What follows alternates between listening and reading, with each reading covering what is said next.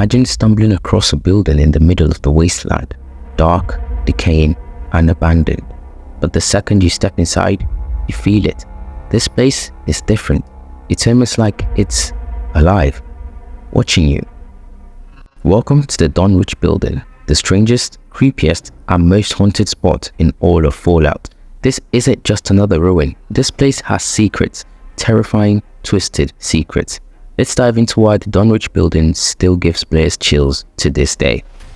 The Dunwich Building, nestled in the capital wasteland of Fallout 3, looks like just another broken down structure in the middle of nowhere. But trust me, it's anything but just another building. Right from the moment you step in, there's something wrong. Apart from the dead body lying in front, which I proceed to immediately loot for armor, of course.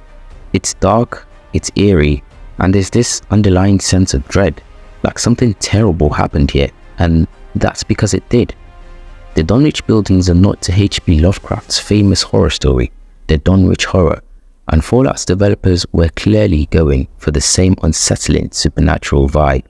As you go deeper, you start finding terminal entries hinting at strange experiments and a strange relic that seems to have some kind of curse on it. The terminals in the Dunwich Building hint at a few strange and disturbing activities, though they're shrouded in mystery. The terminals talk about a discovery in a quarry, where workers unearthed a mysterious stone obelisk. The writing hints that this obelisk may have been an ancient artifact or some kind of relic tied to supernatural forces. The raiders told spook stories about zombies in the ruins. Never saw anything like that where I come from. But Lord help me, they're real. Not quite what Thor said, but close. These things look...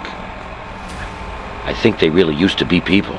The workers who came into contact with it started experiencing hallucinations and obsessive behaviors, almost as if the obelisk was exerting some sort of strange influence over them, almost as if telling them to subscribe or face immediate repercussions.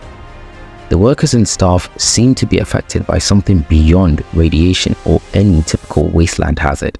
The terminals mentioned people seeing visions, hearing voices, and even witnessing ghostly figures. Some workers described feelings of dread or having memories that didn't seem to be their own. The more people were around the obelisk, the worse it got. The entries get more chaotic, like the people were unraveling as they wrote them. One terminal entry details how the workers began to become violent and paranoid, often attacking each other or isolating themselves from everyone else. God help me. I found Dad today. I didn't think it was him, but... the face. The zombies didn't touch him. I think he was becoming like them. Didn't know it was him until I found that old book near him. No more killing. I just need to go. Can't forget the book. All I have left of him. It's warm against the stone. I'll just rest a while. They were becoming increasingly obsessed with the obelisk, as if it was calling to them.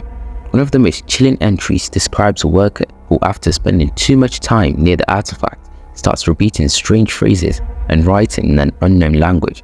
Towards the end, there's evidence that suggests some workers had developed a cult-like obsession with the obelisk and started worshipping a mysterious entity they called Ug-Qualtoth. The worshippers believed the obelisk had power and began to hold rituals around it, hoping to connect with whatever supernatural force they believed the obelisk held. These terminal entries make it clear that whatever experiments were happening, they weren't scientific. They were more like the accidental awakening of an ancient malevolent power. It's as if the building itself remembers these experiments, with each terminal capturing a piece of horror that happened there. Oh, and there's a whole other thing with ghouls. Lots and lots of ghouls.